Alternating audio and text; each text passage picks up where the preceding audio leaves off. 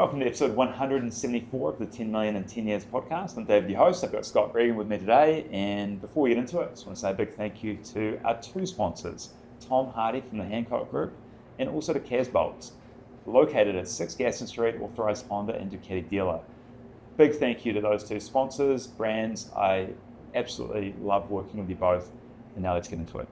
We're just going to start this episode. I'm going to welcome Scott in. I'm just going to crack this IHF Hydrate beverage. Just get started. Cheers, Scott. Thank you for being here. Yeah. We've known each other for a wee while now, and out of all the people that I know, you're one of the youngest, most driven, but also one of the people that is actually likely to take action. And I think that's one of the real differences between perhaps yourself and others. What do you believe gives you that ability to actually follow through, take action, make things happen? For me, it's really simple. Every indecision is still a decision. So, for example, I was in Auckland last year. I was sitting having dinner with my partner, overlooking the city, and I just said, "Do you want to move back to Christchurch? We're really not enjoying it." And it's been something that had been on our mind the whole time. And for a lot of people, they feel as though continuing to do something, continuing to do a job, to live somewhere, to do whatever it is not making a decision, but to me it is. Every action we take, every day we live, we make those decisions. So I guess I'm really conscious that I've got quite a stoic approach, so I feel like I always have the power to determine my own life, and it's a really important consideration on who I am and where I am. So for the simple fact of how are you able to take action, my answer is with inaction is still inaction. It's still a decision that I've made, and I'm really conscious to make sure every decision is one that I stand behind. Any ideas where that came from, where that personality or that psyche came from? I think confidence. For a lot of people, indecision's linked with confidence. And look, I'm not perfect at it. There's been a few decisions I made recently that I should have made months ago. And it just took a little bit of time to get the confidence up to make that call, to make that decision. I think back all the way through, I've kind of just always had this intrinsic self-determination on who I am and what I want to do. I think I learned quite quickly when I was younger I wasn't going to fit into the average person, so I just kind of leaned into it, embraced it, and just unapologetically me. Yeah, I think you're right, and confidence is one of those things that I measure, I talk about, I believe in, and I think it's one of those unlocks that when you get the confidence bit nailed, you're way more capable of doing pretty much anything. Yeah. And so it's one of my fascinations where it comes from, how you get more of it. Here's a question for you around the gym and working out and fitness. How do you think that plays into it? Oh, massively. I've kind of always been a bit of a heavier guy through school, and then I discovered the gym. I think I was about 100 kilos when I discovered the gym, and I lost 20 kilos within about a year and a half. Kind of that 16, 17-year-old rite of passage, honestly, for our generation, certainly influenced through social media and things like that. But I really enjoyed it. The fact that I could take control over something I felt I had no control over.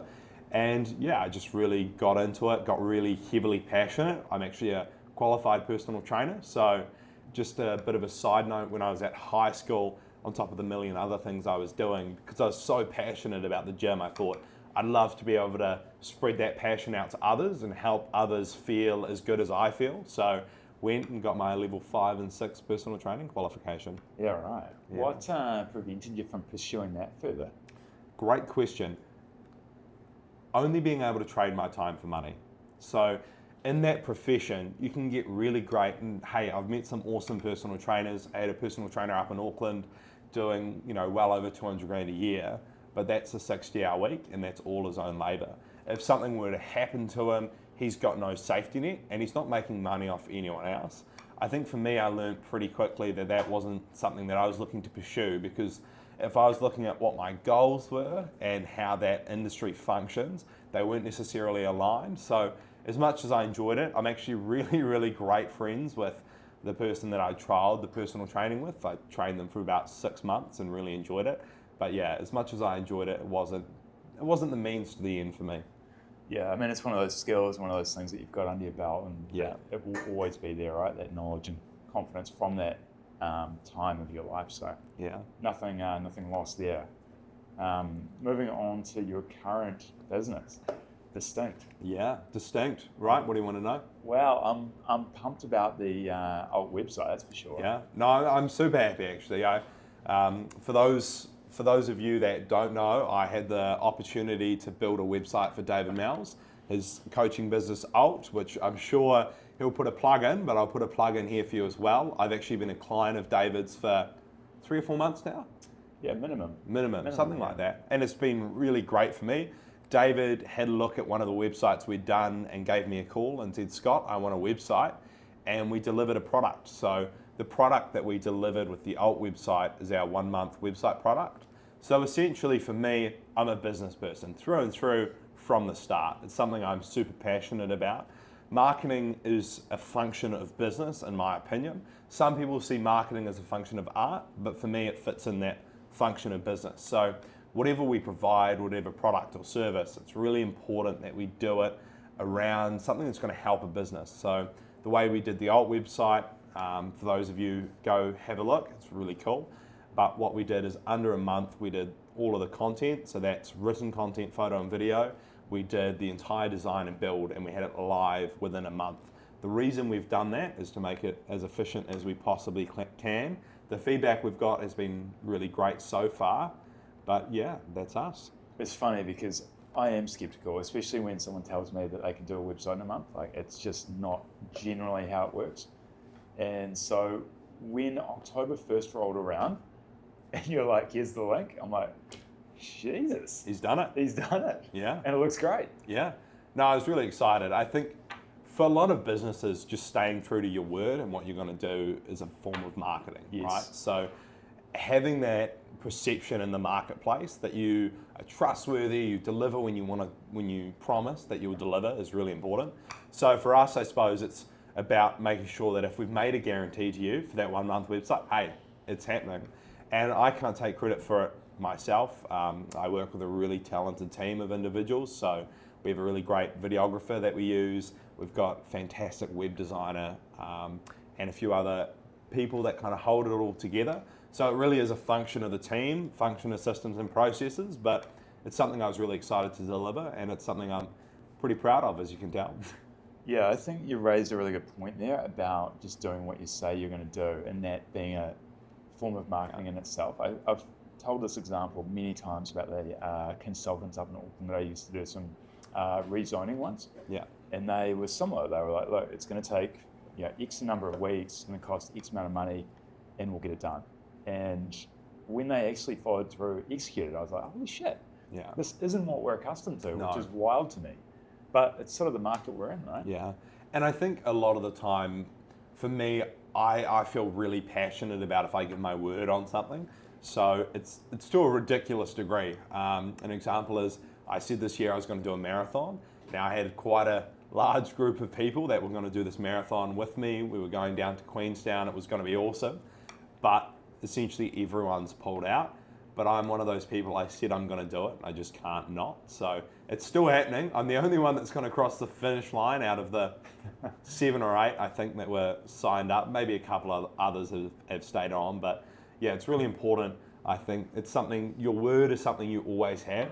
And I've always valued honesty. So I guess from a business perspective, if it goes outside of scope and we haven't discussed that and that's on us, hey, we're going to absorb that because it's really important that the agreement that we have, you feel like it's being honoured.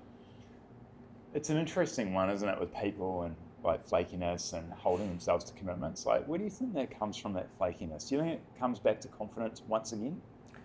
Great question. Grass is always greener for a lot of people. I think the flakiness is they're looking for a bigger opportunity. So if someone says they're going to do something, or, oh yeah, let me think about if I'll go to that event, to me, it's them waiting, holding off, seeing if something greater comes about. And I suppose that's something that I kind of disagree with. I'm very much if I've made a commitment, that's a commitment. I'm quite a loyal person to both friends, important people, but then concepts.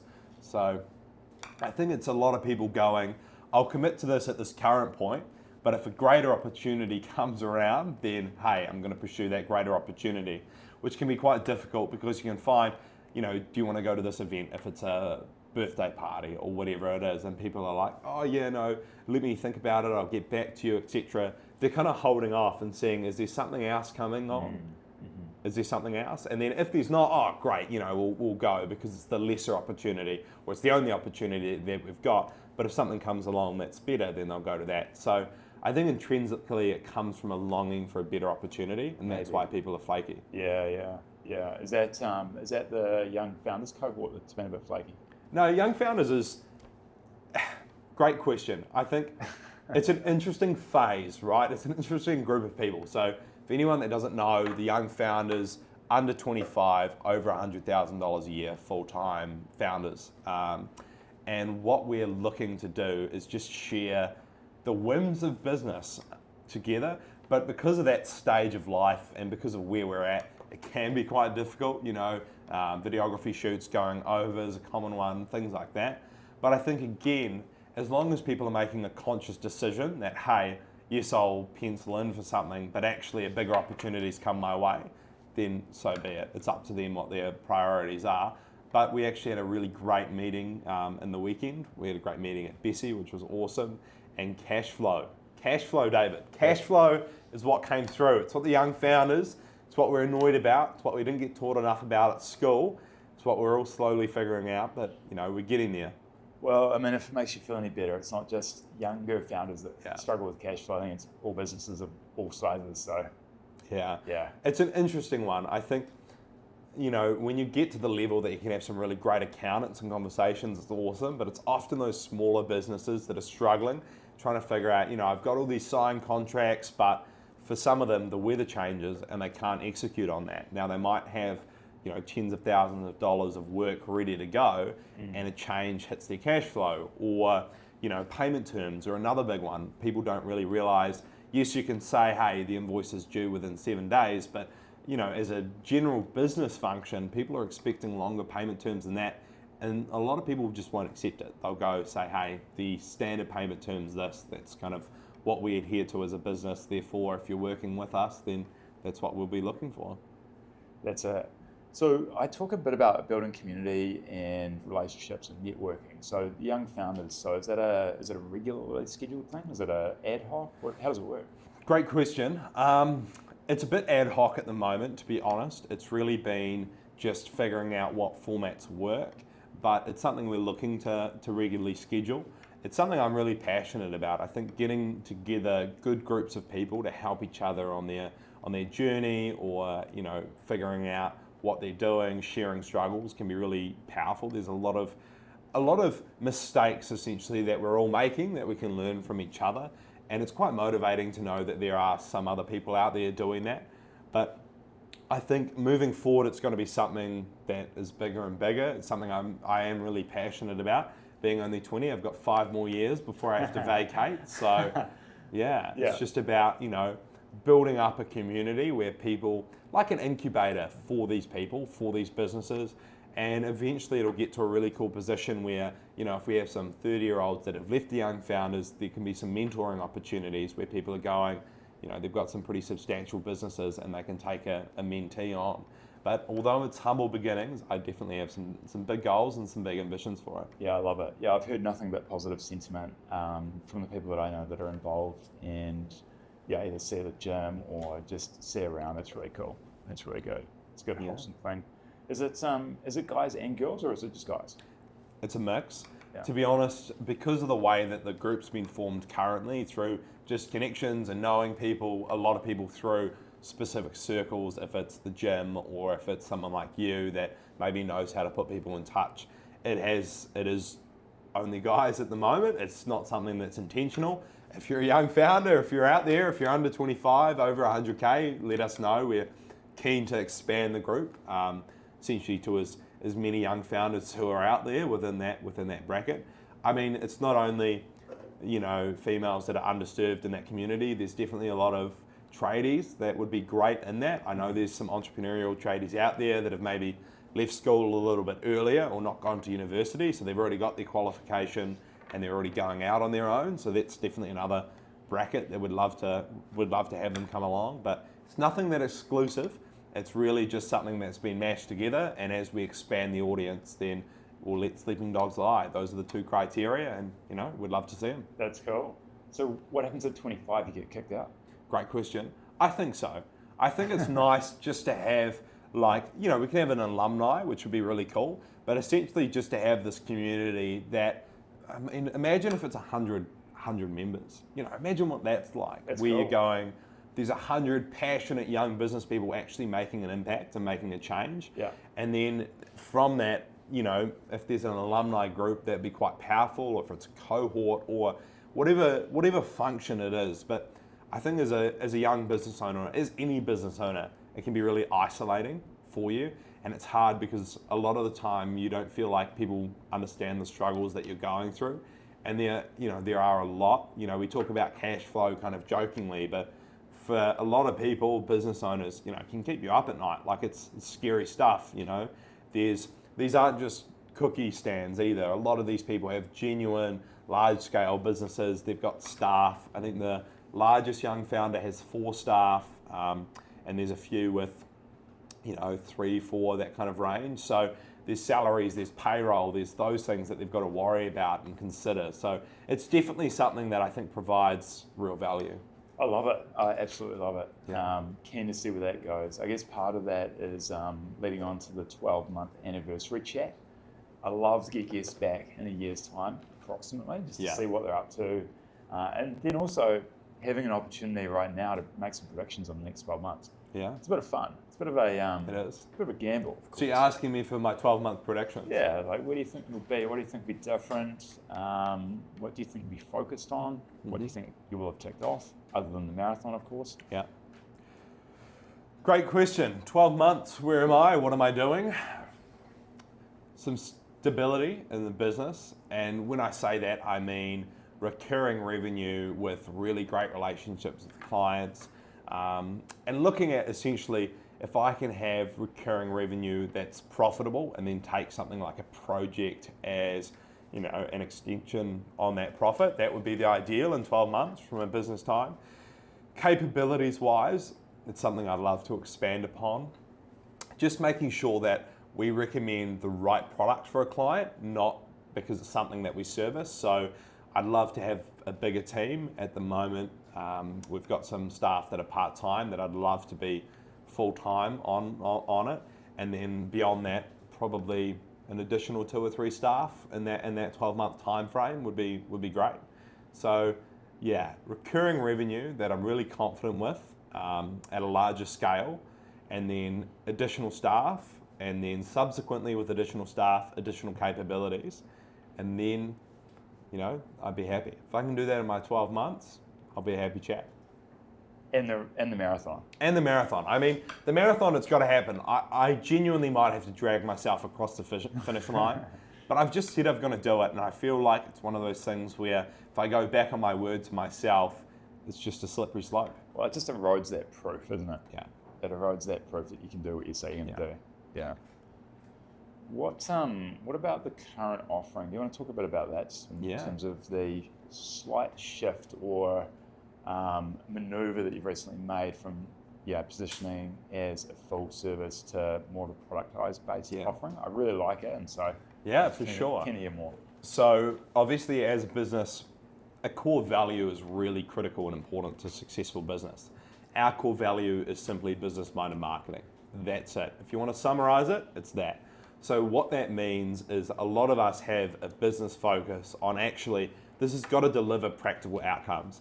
Now, the great thing about having a real value that's actually intrinsic to your business is that you'll follow that value. So for us, when we were looking at our offering and looking at how we could provide the most value moving forward, we realized productizing specific proven solutions was going to be a more effective approach for the marketplace and work better for our customers. And that's not to say that the existing model of complete full service where we do everything the marketing division does is dead. It's definitely something that works in some cases, absolutely, and it can be really beneficial for a business. We've got some clients that love it. But I think moving forward to address a wider market offering, actually going, right, we're business minded, what marketing solutions can we create that fix a specific marketing pain point? How can we productize those and roll them out across an industry? Yeah. Cool. Do you want some solutions? Should I rattle through? Give us some examples. All right. 1 month website, like we talked about before, the critical thing with a 1 month website, the pain point, websites are a pain in the ass. A lot of people hate having websites done. It takes 3 or 4 months. You've got a huge amount. You might have a website builder, you've got a videographer, photographer, they can be separate people, you've got a copyright. Look, it's just too much, right?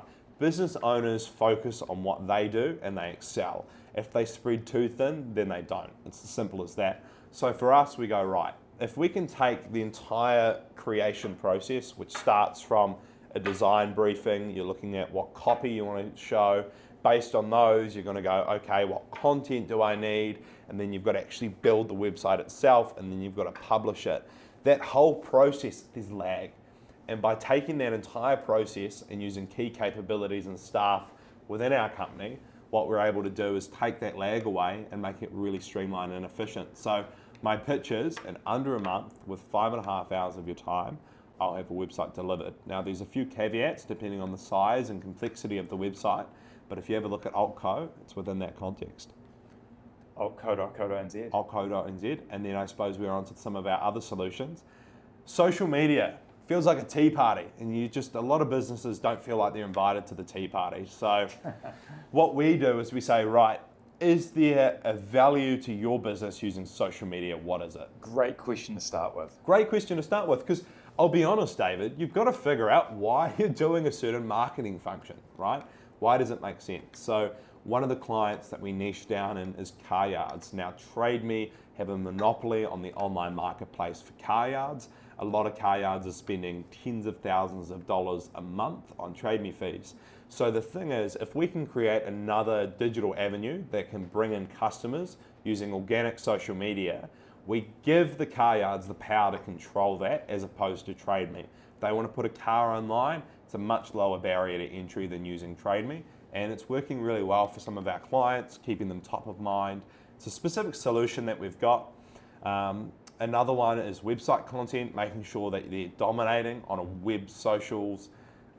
making sure that they're dominating online on their website and making sure that it fits in with their overall marketing image so it's not a fragmented approach. So car yard content, website content, two things we niche down into. We've got that 1 month website. We also have some kind of more complex web solutions that we're working on. So working on a really exciting project that I can't say too much about that'll revolutionize the way that a business operates through automation. So we build websites with Webflow. We've got a really talented Webflow designer, and he will create a specific solution to a specific problem, and then we can productize that and spread that out. But essentially there's 3 pillars: websites, content, and then just general marketing. So branding, brand strategies. Does your brand represent who you are? You know, brands aren't something that it's like a wet and forget, spray and walk away. It's something you're actively involved in, changing, tweaking, understanding how you address the market. Have you changed how you address the market? Is your marketing material reflecting the way that you want to address the market? So we've run some really cool workshops with businesses. Hey, who are you? How do you want to present online? And we've got Lucas, who's really talented in that space. So brands, branding, brand refreshes, that's something we do. We do offer still a full service marketing solution where we act as kind of the marketing team for a business as opposed to having an individual marketer. And then also more of a fractional CMO role where it's an advisory piece on, hey, I would suggest you do this, this, this, and this for your marketing. Here's how you can most effectively spend your marketing dollar. And yeah, that's essentially how we operate. It's how we roll. We're really confident in each of our products that it delivers really good value for our customers. And I think fundamentally relating it back to the value of the business, that's what's really important. So that's what demanded the pivot, and that's where we are now. I like it. Yeah. What's the hardest thing at the moment other than what you mentioned before around managing cash flow? Burnout. So now it's not personal burnout, it's not staff burnout, it's businesses being burnt by marketing agencies. And it's a real issue. I'm sure if you talk to any of your other guests that own agencies, it's the biggest red flag is actually, hey, these people have been burnt. I'll give you some examples. SEO. Some companies will sell an SEO package, the agreement's that thick, it's for 3 years, and it's just useless. Like genuinely, they just don't provide any value. It's, you sign that contract, you never hear from them again, you don't know what they're doing. So being burnt has been a real issue. We call up, no, not another agency. I'm not doing it again. I've fallen for that last time. So it is a real issue. For us, it's just building trust and legitimacy is the counter to that. And it's making sure that, like I said, we say we're going to do something, we do it, we deliver on it, and that, builds integrity in the marketplace. And I want to be a business with integrity. And I think when we show that, we dominate the integral space, here we are, people will come and see us and, we'll build our client base. Yeah, some things just take time, don't they? They do. Yeah. They really do. And I think it's one of those things for me, I'm a very ambitious person and it can be difficult to stand still or even to reflect sometimes. But one thing I've been doing a lot recently is reflecting on the operations of the business and actually going through and asking myself the question to every client, contract aside, how can we add more value to this client? What can we do to really help this client? And that's allowed us to figure out and shape the products that we're doing. We do a little bit of additional work here and there for clients as well as we see fit, something we're quite passionate about. Hey guys, do you want to come in? We'll do a free branding workshop. We've been working with you, it's really important. Give you an example.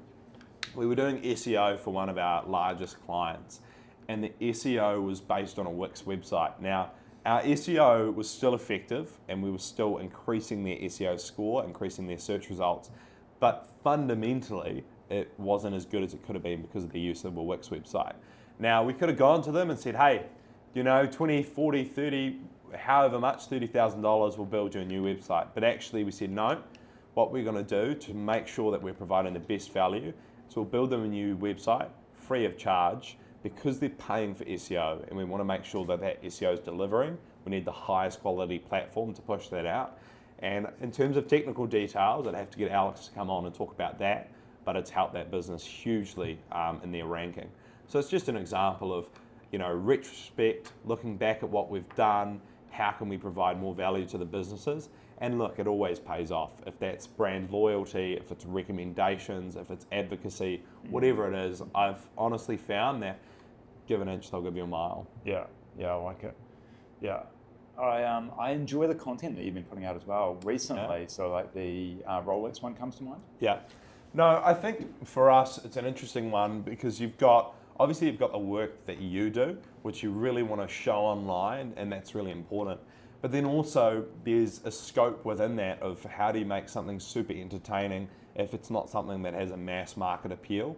One thing you can do is boil down historic marketing strategies that potentially weren't yours, but actually highlight, hey, that strategy. Why has it worked? And is it something that you can apply to your business? So some recent content we did was about the concept of aspiration, and that aspiration sells. Rolex, 70s and 80s, hugely aspirational brand. They put out some really clever marketing, and it was just breaking that down of, hey, if you're a business in Christchurch, what can you do that's an aspirational marketing push to get more clients through the door? Love it. Yeah, so there you go. But yeah, having quality content somewhere I feel like we can dominate the market with. It's something we push hard on. We invest heavily in our content, but it's something that I'm passionate about, and I think over the long term it's going to pay off because content's critically important. Yeah.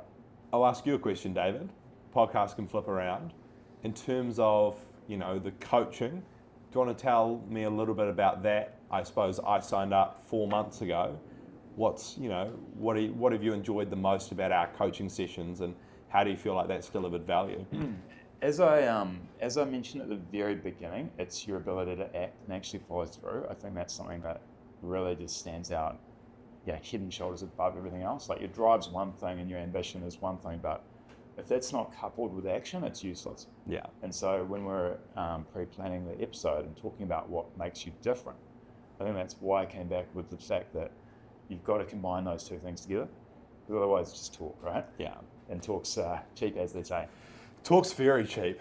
It's, I think that's one of the things that I really enjoy about coaching, because I shoot from the hip straight away. I think something, I go and I do it, and that's how I've always gone about it. But having an extra person to run it by, to clear up my thinking, a lot of the time I say, coaching for me has been a bit of a sounding board. It's just someone else that I can run my logic through. I'm not necessarily looking for the answer from you. I'm just making sure that I can articulate it in such a manner that actually it makes sense. It is the right decision. And then, once that's done, it's just time to push on and get it done. Yeah. Yeah, I think the other thing that stands out is the level of work ethic you've got. And I guess that's an expectation almost with business ownership. It's almost a given that you're going to have a really dedicated amount of time toward what you're doing. But I guess the more effort you put in, the faster results will either come across as a win or a learn. And so I feel that you're able to do the level of reps that you'll accelerate your progress and figure out sooner rather than later if something's working. And I guess doing those hard things as well, right? Like one of those recent things that we probably won't bring up right this second, but that takes balls, right? Yeah. So, it takes, it does take effort and backing yourself and all of that. But I think fundamentally, there was I went to a men's mastermind with Dan, and Dan said, look, the biggest risk is not risking, because if someone risks more than you, then they're going to dominate. And I think that comes with working as well. The biggest risk in a business is businesses try and trump each other. In a local scene, you're trying to trump each other by quite a significant portion, right? You're trying to be 20% better or 30% better. But if you look globalized, there's companies that are worth billions because they're 1% better or 2% better. They're more efficient at something. And the issue with business is if someone's putting 60 hours in, that's essentially what you've got as the baseline. Every business owner is probably putting 40 to 60 hours into that business, into that startup, but they don't all work. Actually, majority of them don't work, David. No. They fall over, they break, they die. It just doesn't work. So it's the biggest risk to putting in the work is not putting in enough. Because if you're sitting there at 60 hours, but it takes 62 to dominate, then that's it. So, yeah. Yeah, no, I like it. I think that's something that I learned recently on a weekend away with a couple of guys, which is the sheer volume of effort that goes in, right? It's not just the 9 to 5. And I think we can all relate to that fact of not being able to switch off. But no, and I think to be blunt, it's not just you that it affects. It's your partner, it's your friends, it's all of that. It's not a one-man band. I can't say, hey, I work really hard and I get great results. I'm surrounded by a fantastic team. I've got a beautiful fiance that really supports and helps me with what I do. And to be honest, I couldn't do what I do without her or without my support team and mechanism. And I think it's one thing. But the mental anguish where you can't sleep at night because you're so worried about something or the outcome of something, it's not just you that it affects. And I think intrinsically I owe it to myself, I owe it to my team, to everyone that it's worth it in the end. And to do that, you just got to put in the reps, put in the hours. That's what I've been told, and so far it's working for me. Yeah. So far, so good. I mean, we're all just trying to manage time, right? That's what it comes down to. Yeah. We're all trying to figure out what to do with that time, how to make the best results and the best use of that time. So it's a fascination that's going to continue. Yeah, it is, for sure.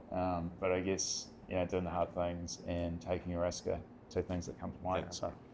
And I think that's the thing, I've always been a big risk taker, especially with business, right? But I just don't think about it. It's not risk to me. I don't care, to be honest. It really is, if I think something, I just do it, and I trust myself. I trust my gut, trust my intuition.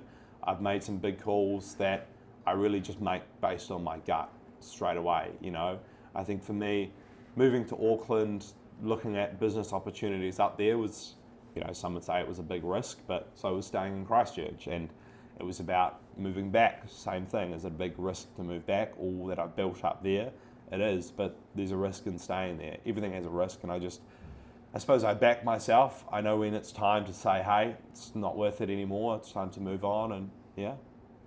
What can you tell us about the role in Auckland? One of the roles in Auckland, the selling of goods. Yeah. So when I was in Auckland, I sold watches at a high-end watch store.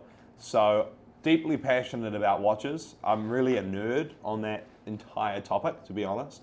I love a lot of watch brands. I love the marketing behind watch brands. I love, everything about it.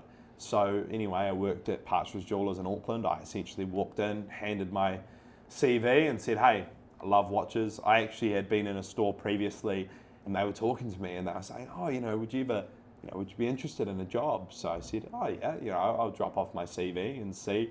But because I was so heavily passionate about watches, and I really went down that rabbit hole for a long time. I know a ridiculous amount about a very niche thing, but I loved it. It was awesome. It was great to meet because of the price bracket that we were in. I met some really interesting individuals, a lot of successful business owners. It was really cool to be able to talk with them about how they'd got to the point that they'd got, especially some of them I had some really great conversations with. I still remember one guy was talking to me and just going, I was like, "Oh, what do you do for a living?" He's like, "I'm a fishing boat driver." I was like, "Oh, that's really interesting." And I was just like asking him about it because I was interested. I'm like, "Okay, how does that work?" Anyway, he'd sold his tech company and he just drove his boat and went fishing with his kids.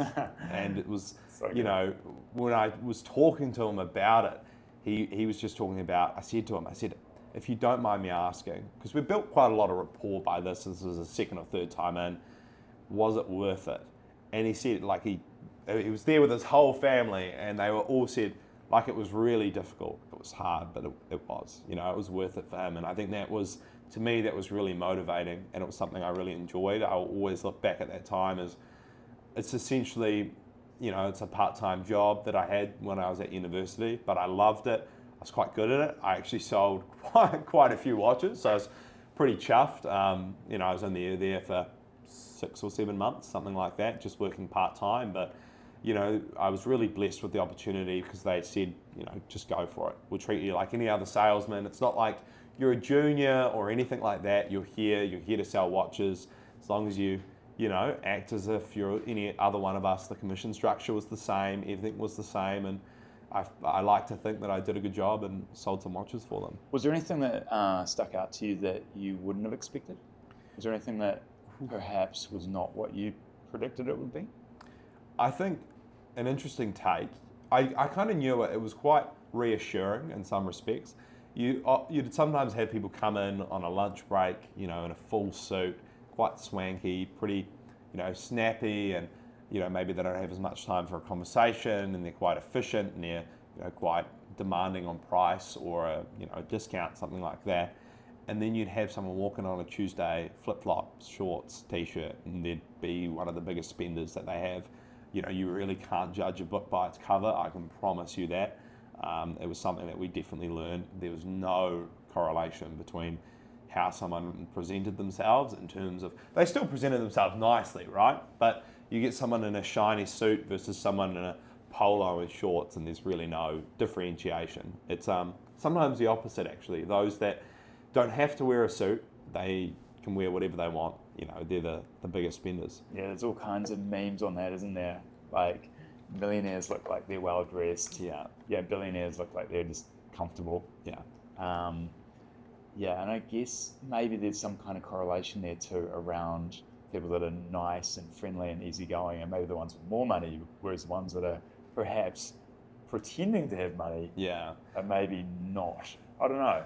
There's a lot of 100K millionaires, people that, they finance this, finance that. They're trying to put up a persona.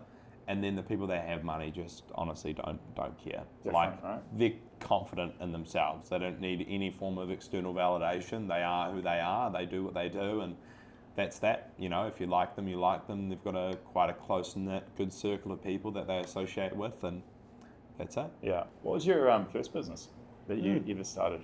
Great question. First business, I was about 5 or 6. 5 or 6? 5 or 6. No, it did. I mean, it really did start young, and I wanted to make some money, so I thought I'll make a fertilizer. What can I put in fertilizer? Now, I'd never drunk Coke before or coffee, but I knew that they had some energy component in them. So anyway, mixed them all together, added a bit of this, bit of that, and I made a fertilizer. Sold it to my parents, no discounts, of course, even though it was their ingredients. The caveat to that was I actually killed a lot of my parents' favourite plants because I put it on all the favourite plants, of course, and no, it didn't work well at all. But it was kind of the bug, and I moved on. I went and I made cookies when I was at school. I was actually an extremely unbehaved child, terrible, always getting into trouble. And one of the ways I remember when I was at primary school, I can't have been older than 8. and they were teaching me P&Ls because they knew that I was passionate about business even at that age, and it was honestly one of the only ways to get me to settle down. So the headmaster's wife would come in and give me a micro business school when I was really young, because it was the way that they'd get me to behave. I can't remember if it was a reward or what it was, but I sold cookies when I was at school. I called them down-to-earth moon cookies because they kind of looked like the crater of the moon. They had M&Ms in them. Ooh. And I'm severely dyslexic. Well, I have dyslexia. I think it was worse probably back then. And there's a funny photo. I'll have to put it up. There's a couple that are really significant to me, a couple of photos from when I was younger. But the first one is a poster for the down-to-earth moon cookies. The 7s are backwards, B's and D's are mixed up, spelling's just absolutely shot, and got the message across. But that was that, and I did that, and then I moved in, and I like to say that I was drop shipping before it was a course. I got access to AliExpress pretty early, and fidget spinners were a big thing, so I thought, well, if I get someone to pay me $20 for a $10 fidget spinner, I'll wait until it arrives and then give it to them. So they pay me up front, I'd mark it up 100%, and I did that for maybe made $250, which at 12 years old was pretty good. I was pretty chuffed with, pretty happy. And then I got the opportunity to go to a school in Christchurch. I'm from Timaru. I went to St Andrews in St Andrews, not Stack, and then I went to YA school, and I got the opportunity to go to a school up here. I got a scholarship, and I remember texting my parents to say I have a scholarship, and I was pretty happy, and I spelt scholarship really, really wrong. But it's never been something to slow me down, and that's that second significant photo. And then I guess kind of there's a bit of a merge between the end of my primary school days and my high school days. I started making knives because I just gave a brief overview of some of the businesses, but I've honestly done a huge, huge amount of just random little things. And I always was really passionate. My granddad had a workshop, and he was an incredible craftsman, makes some amazing, wooden toys for kids to play with. And I really enjoyed building things with him. And I wanted to make a gift. And I was going, what can I do? And for some reason, when you're 13 or 12 and you go, I'll make a knife. That sounds like a really great idea. Now, I managed to do it. It was made out of mild steel, which is a terrible knife, essentially, right? But I just got fixated on it, and I got really excited. And lo and behold, I'd save up, and I'd buy more tools, and I'd just upskill, and I ended up having a small business called Brookdale Knives. I was really proud of my work, especially towards the end. There was a really clear product evolution, and I essentially did that into primary school right up until kind of year 12 in high school. Did that in a big way, learned a lot of interesting business lessons. It's one of those things where, again, you're trading your time for money, and it's something I learned that when I wasn't there, and bear in mind I was at boarding school, so it was something I do in the holidays or in the weekends, which worked great for that, I guess, that season of where I was at. But moving forward, it wasn't something that was necessarily sustainable. But I actually got my first taste of social media marketing. I was lucky enough to have built up a bit of a Facebook and Instagram following. And it's funny, I found a video of this guy, and I thought, that's so good, just the style, it was engaging. Sent him a message, it must have been 16 at the time. He had about 100,000 followers across all his platforms. Essentially, sent him a message, hey, I'll give you a free knife if you use it in your videos. I just got busy, slammed with school, all of that. I get back to it a year later, I'm going, he's huge, he's gone massive. And he had 13 million followers across his platforms. But because I sent that message a year earlier, when I sent through, hey, you still interested in that? He said, absolutely. And I sent him a knife. So if you've ever watched Andy Cooks, big on Instagram, Facebook, YouTube, pretty much everywhere, lovely guy, Australian based. He opens his fridge, hey, what do you want to eat, to his wife, and then he cooks it. That guy, the guy. Oh, the babe, what do you want? Exactly, babe, what do you want to eat? And then she'll say something, and then he'll make it. Incredibly talented guy. And you'll see a Brookdale knife in there. It was pretty cool. I think when I try and relate making the knives to people, I always bring them in. Because I'm like, hey, the guy that opens his fridge and asks his wife what she wants to eat? That's the guy who uses my knife. So that was me. And then moving in, year 13 of high school, a few different things. Got my personal training qualification, worked at a gym here in Christchurch, started out doing client services. Then I went to the boss and I said, hey, social media, you're not using it. Do you want to use it? And I said, I'll do it for free. I just want to prove a point. I want to prove that it can make money for your business. That business still, once I left, they had it taken over by someone that's paid, and they still to this day invest pretty heavily in social media. So it's a really good validation of that. Some of the series and things that I did are still running, which is quite cool. And then, so I had the job at the gym, I was training to be a PT, full-time student, had the Brookdale knives, and then I had a small business when I was doing Young Enterprise where I imported gym belts. So lifting belts, trying to, make a unique product, but I didn't really have time to execute as well as I would have liked to. Stoked with the product, but execution-wise on everything, it was decent, could have been better. But yeah, that was me. And then I moved to Auckland to pursue some opportunities from here. I had some ideas that I wanted to take there. Unfortunately, the timeframes didn't quite align with that. I had a couple of other opportunities up there as well that I explored and didn't really work out.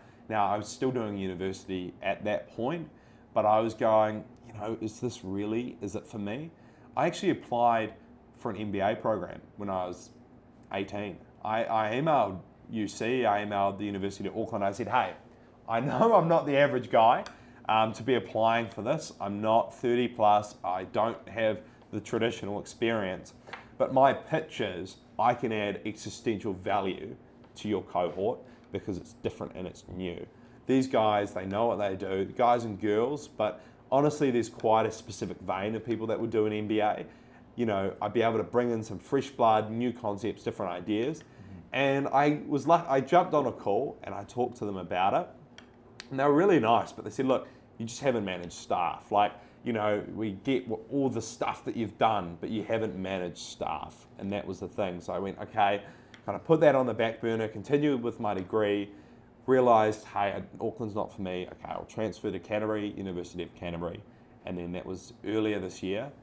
And yeah, had an opportunity come by my way. Someone was looking for someone that would help develop their business. At that point, it was called Metros Marketing, and joined up, took some equity in the company, and it's been history ever since. We've rebranded, we've changed our positioning, we've changed our product, we've grown.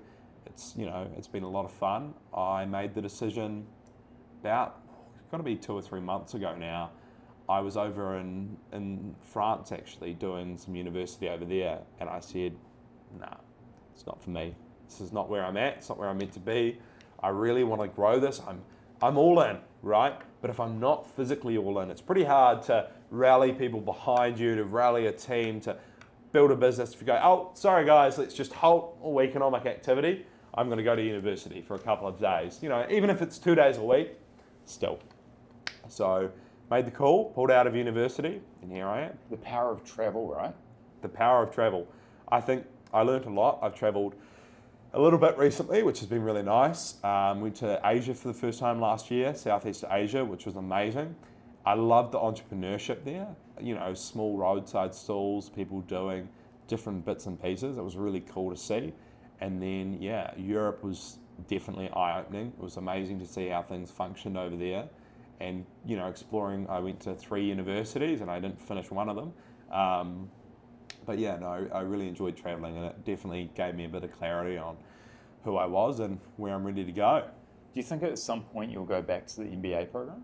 Oh, I think it's definitely on the cards, but I want it to be a real achievement. I want it to be a notch in my belt. A couple of options. If I do it overseas, get something like an Ivy League. I wouldn't mind having Harvard on the CV, to be honest, to be blunt. Or if I do it here, I'd like to be young when I do it. I'd like to say, hey, I'm the youngest ever MBA graduate, and it's probably going to stay that way for a long time because a lot of people haven't been managing staff at kind of 19 years of age. That's it. Yeah, and I guess that's the irony, right? Is that when you apply to that, fast forward 6 months and you are managing staff. Yeah. So, and it's still on the cards. They've obviously got to accept me. It's about 50K as well, an MBA. It's not a cheap program, but it's something that if I find still adds value at that point, it's just going into that scope, to be frank, those bigger scopes of acquiring businesses, acquiring board seats, things like that. Although I have business accoutrement behind me on an international scale, At a local scale, great. International scale, if I'm buying 13% for a hostile takeover and I'm just an unqualified guy sitting around that table, there might be some connotations there that an MBA can bust straight through. So might align with what I'm looking to do globally, I suppose, in the future. But from a local perspective, I think, just the business success will be enough to push me through. Agreed. In terms of education, skill development, mindset, learning, etc., are there any books, podcasts, anything that sticks out to you? Yeah, definitely. Content. I've gone down a lot of rabbit holes. Graham Stephan, finance, right? Yeah, he's good, right? Sort it out. Don't spend too much money. Yeah. Talking about the power of compounding interest. I was watching those videos when I was like 12. He's a good creator. He is a good creator. And I think I learned a lot of my business knowledge when I was really young from content, from YouTube, from reading books, different bits and pieces. I think things that have been really impactful on my life in terms of education, a few things, Stoicism. So, if you want to watch about Stoicism, read about Stoicism, understanding a Stoic perspective, that's been something really powerful. Religion, people talk about influential books. I don't think it gets much more influential than the Bible in terms of a global impact. And, for me as well, personally, it's been something quite impactful. It's something I try and live my life by. And I think it's not talked about enough a lot of the time when people have these conversations, but it certainly leads me to be the person I am, to aspire to do the best good that I can. Stoicism, religion, specifically Christianity, reading the Bible, Graham Stephan, Wow. Iced coffee hour. It's been huge. Alex Hormozy, again, but you just get access to such incredibly talented minds is such a big thing. If it's an Alex Hormozy or if it's a Graham, you get the best of what these people are.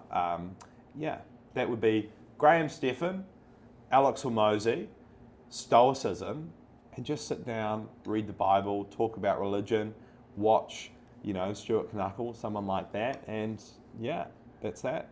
Scott, in terms of the 5 people that you spend the most time with, what do you think of that theory? Do you believe in it or not believe in it? Definitely. I think fundamentally, I think the one person you spend the most time with is massively influential. For me, honestly, a big pillar of my life would be my relationship with my fiance. It's something that affects quite literally everything that I do. It's something that I'm deeply grateful that I have. And that one person, forget about the 5, that one person, that one decision is, honestly, I think it's the most important decision that you'll ever make.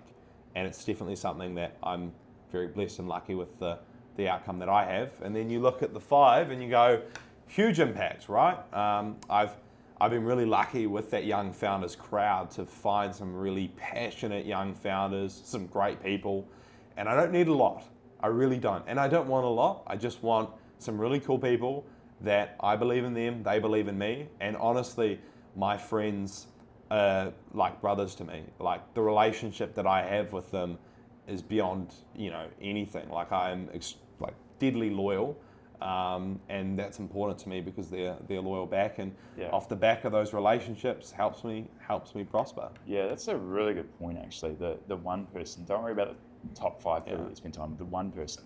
Well, even that, you've got layers, right? Like starting off, you've got the one person, which is yourself. You spend the most time with yourself, with your own thoughts. And I think, honestly, for a lot of young guys, they don't like who they are. There's been points in my life where I've hated who I was. If it's how I looked, if it's what I was doing, how I was acting. And I think that's, to be honest, you've got to enjoy being you, be confident being you, something that I haven't always been. I've been through, lots of ups and downs, and I think for every young guy especially, it's something that you go through of, I just don't like who I am. I just don't. I don't like how I look. I don't like what I'm doing. I don't like my relationships. And you've got to do that and figure out, okay, who am I? What do I want to do? And then you can iron that out. And then I think for a lot of people, and a lot of people don't, and I'm quite controversial at this, I suppose, but once you've figured out who you are and where you're going, then it's, who's going with you on that journey, who's going to be your partner for life. And then, that's layer 1, layer 2, and then there's that wider layer of who are those 5 people, those 5 key individuals that are going to get you there. Yeah. So once again, it sort of leads back to confidence, doesn't it? Yeah, I think so. I think if you're confident in yourself and what you're doing, then that's it. Like, I mean, honestly, a lot of the time I'm bluffing. Most of the time I'm bluffing. Like, I'm not fantastic at this, that, or the other thing. Like, a lot of the time, oh yeah, I'll do that. Or, oh, that seems like a good idea. Like, I don't know. I haven't been around. People have been in business longer than I've been alive, genuinely. Like, it really is. I mean, even this, like, I sound confident, some people are going to watch this and go, holy moly, this guy's got it all figured out. No, I don't. No. I'm just bluffing my way through it like anyone else. But I tell you the truth, no one has it figured out. That's a great point. It is a great point. No business. You go to a big business, and I've been in some massive organizations, no one does. You're still scrambling every day. And you think you've got this massive barrier of like, I'm not that person, or I'm not that business, I'm not at that scale. No one's got it all together. They don't know what they're doing. I don't know what I'm doing, but I'm just pushing my way and trying to figure it out. And that's the truth of it. Such a good way to end. I absolutely love that.